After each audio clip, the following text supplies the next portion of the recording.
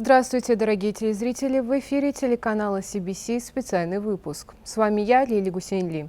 Сегодня наш гость Келвин Дарк, специалист в области международных отношений из США и президент компании RC Communications. Hello, Mr. Dark. It's a pleasure to have you here. I'm very happy to be here. So my first question would be that during your stay in Azerbaijan, you had the chance to visit the territories of Azerbaijan that were liberated from the occupation after the 44-day patriotic war. In this regard, it's a unique opportunity because you don't only get acquainted with the remnants of the war, but also see the damage that was caused by this 30-year-long occupation itself. So how would you describe your experience in this regard? Well, I think first of all, having learned about the conflict from the United States, it reminded me that there's nothing better to understand it than being there and seeing it. Even though I'd seen pictures, I'd seen videos, seeing it up close really helped put it into perspective. With the group I was with, we traveled all around the Karabakh, so I saw ruins after ruins after ruins. I saw how it affected the roads. We saw a demining demonstration, and so it really hit home just how much devastation there was. I was also encouraged because we went to one of the smart cities, and I saw like a new airport. So it showed that there's being progress, but that there's so much to do because there is and was so much destruction. Especially considering that there's a huge mine problem in the areas, and a lot of efforts are being directed at solving this issue.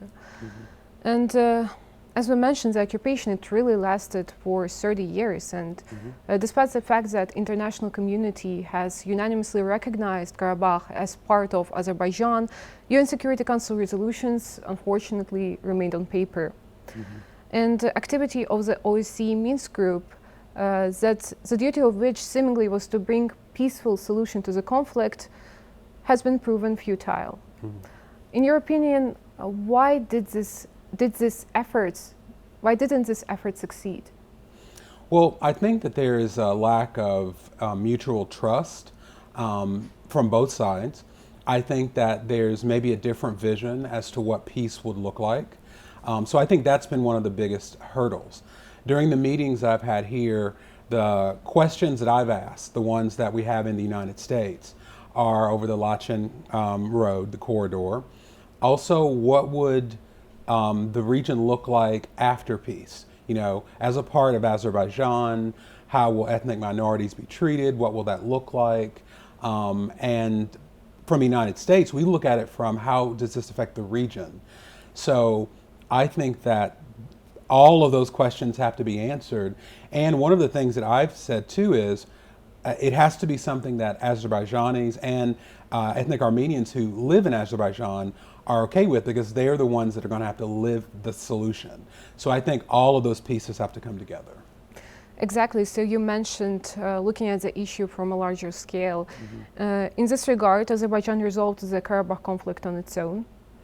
After the 44-day war, the situation on the ground was completely changed, and Azerbaijani's sovereign territories were returned to its rightful owner, either by military means or on the basis of the agreement reached on November of 2020 that was signed by President of Russia, President of Azerbaijan, and Prime Minister of Armenia. How would you say this transformed the geopolitical situation in the South Caucasus? Well, I think it brought the hope of stability. I know that from the United States perspective, and I would imagine as well from Europe, Azerbaijan is a very key player in this region. And that was a huge step toward bringing regional stability. When you mentioned the destruction from the war, I visited the city of Ganja, and I saw where there had been a missile strike and where they had preserved the ruins so that people could see. And you know, when I saw that, and it just reminded me that no civilian should pay such a high price for military conflict. And seeing it up close really helped me see the importance of finding a peaceful solution, and that both sides come together to find it. And so now I understand what's at play for the United States to hopefully play a positive role. Talking about the role that the United States might play, right now we're witnessing the stage of negotiations. So the efforts are directed at achieving a comprehensive peace deal, right? So there are three platforms that stand out in this regard. It's Washington, Brussels, and Moscow. Talking about the distinctions that the US platform has, it's one of the only platforms where foreign ministers of Azerbaijan and Armenia can meet in a bilateral format without third-party mediation. But regardless of that, US Secretary of State Antony Blinken has multiple times stated that he is in close contact with both Azerbaijani and Armenian leadership. And even President Ilham Aliyev himself said the contents of the possible peace deal are being discussed between the foreign ministers, and again, as we established, it mostly happens in Washington. In this regard, what is the American position in this situation, and how does Washington see the resolution of this issue? Well, I think that if you follow what Secretary Blinken has said, obviously they want peace, and the humanitarian aspect is a really big priority for the United States. But one thing that I have really understood better since I've been here is in the United States, we only hear one side, okay? And as you're probably aware, it's generally the Armenian side. And in preparation for my trip, I live in Washington, D.C., I did my research with the Congressional Record and, certain media sources, and I would say for every 2 Azerbaijani perspectives, there were 8 Armenian perspectives. And when I got here, I began to see that there is more than one side. And I think that for the United States is a very big hurdle, because most people don't get to come to Azerbaijan and see it with their own eyes like I have. And there are members of Congress who won't be able to do that. They can only depend on what they're told, what they see in the media. And so I think the challenge for the United States is to get a balanced view, to see the issues from both sides, so that they can really help with the peace. I think that's what Secretary Blinken wants to do, but he can't move alone. He's dealing with a Congress that each gets lobbied and influenced from different ways. So that's a challenge for us in the United States. Thank you so much. It's very interesting. Why would you say is the Congress being pulled in so many different directions? Is it because of the power of the Armenian diaspora, of the Armenian lobby? I would say that, but also Armenia has a very easy to understand narrative, okay? That, because Americans sometimes aren't familiar with this area of the world. They aren't familiar with the history, all of the dynamics from the occupation, and having heard the version from the Armenian side, they make it very simple. They leave out a lot of important things, as I have come to learn, but because they have a simple narrative, members of Congress see it, they see it's an easy answer, and then they just follow what they hear. But I think that people who think through it know that a situation like this is a lot more complicated than a simple one-sided narrative. So that's going to be the challenge, I think, for Azerbaijan in Washington, and I would imagine in European capitals, to make sure that their side is told so that the people trying to reach peace have all the facts. Because in reality, when we look at the facts, what does the official Baku call for? It calls for dialogue, reintegration of the ethnic Armenian minorities as well within the borders of sovereign Azerbaijan, of course, and opening of transport communications. But when we look at the Armenian side, they mostly respond with military provocations. Recently, there has been shelling of the Lachin border checkpoint, and it's not the only instance, it's just too many to count by this point. And despite it's all happening despite the fact that Nikol Pashinyan has already openly stated that he recognizes the territorial integrity of Azerbaijan. So what needs to happen for lasting peace to actually become a reality? Well, I think one of the most important things is the violent rhetoric that often takes place. I believe it was before my trip, there was a comment from the Armenian Prime Minister about war possibly being likely or possible in the future. I think that both sides should stay away from that type of rhetoric, because it doesn't help the negotiations process. Because like I said, there has to be mutual trust on both sides.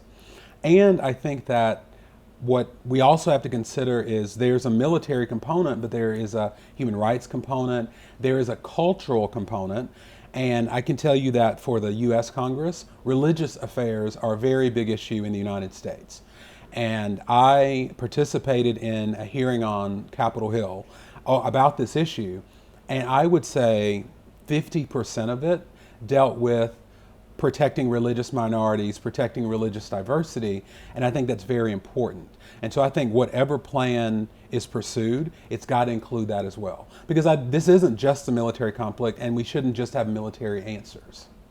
I would like to note that Azerbaijan itself respects all religions or all religious denominations and has, as well as mosques and churches, both Orthodox and even Armenian church right in the center of Baku. But when you were in the liberated territories, you probably saw what happened to the mosques there. Yes, I did. And I saw one of the mosques that's being rebuilt. I was able to go inside of that. The being rebuilt is beautiful.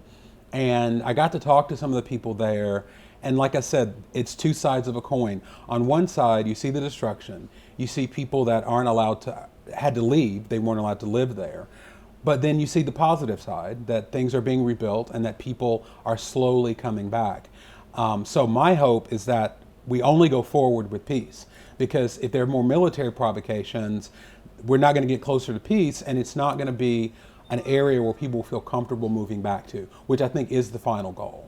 So the revanchist ideology should be abandoned and left in the past, right? Yes, and I think that the issue of territorial integrity is something that the United States really understands. I'll give you an example. You know, the United States is very big. There is a small group in Texas. Every year, they talk about wanting to secede from the United States and have their own little country, this little city. That's of course impossible. You know, you couldn't have that within the United States. We understand that an area inside Azerbaijan, but independent, is not feasible, it's not good for the region, it's not sustainable. So I think that the United States really understands and supports the territorial integrity. I think that for the United States, they just need to make sure what that means for the protection of all the minorities, not just the Armenian minorities, but all minorities in Azerbaijan. And I think that if Azerbaijan does a really good job at making that clear, that will help with the United States putting pressure wherever it can to bring this to a resolution. So, considering the fact that you have extensive expertise in the matter of international affairs, what are other instances that come to mind when you look at the Azerbaijan-Armenia issue?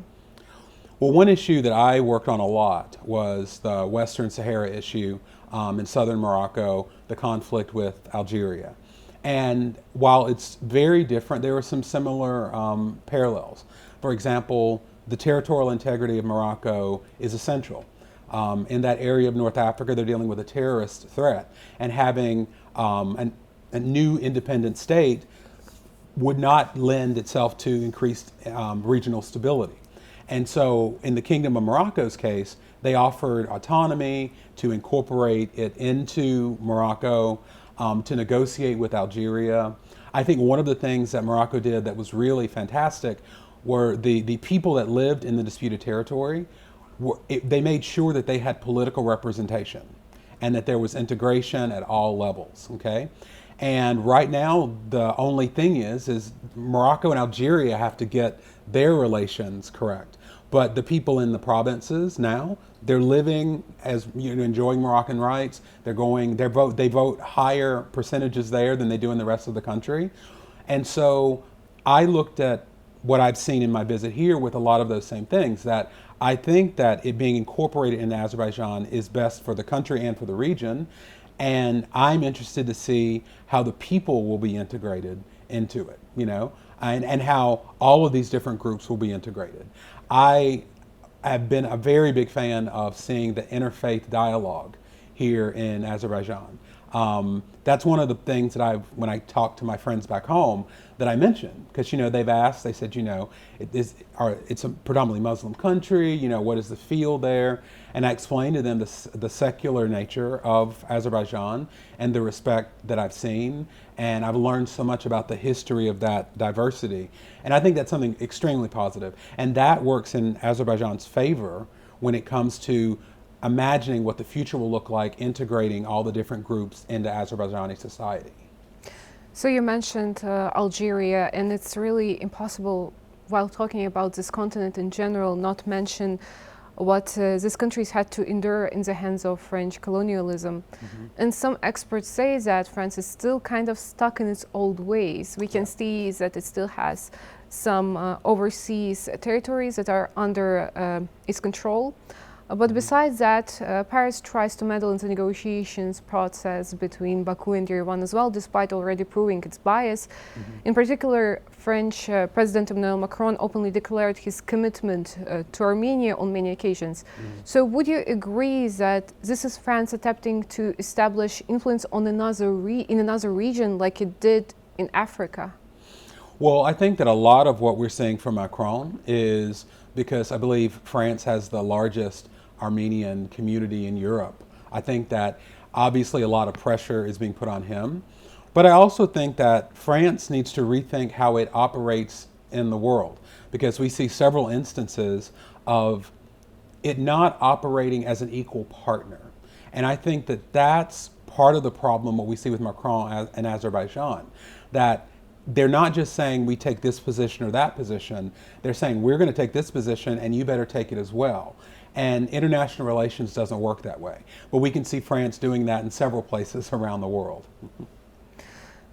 So I would like to summarize by saying that we started talking about destruction and devastation, especially in the liberated territories. But as you mentioned, they also represent renewal and resurgence of life. As you mentioned, infrastructure projects, and a lot of families that were once expelled from their homes are now coming back.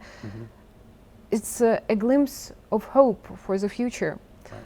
So on that hopeful note, what would you say does the future hold for those territories, for Azerbaijan, and for the region of the South Caucasus as a whole?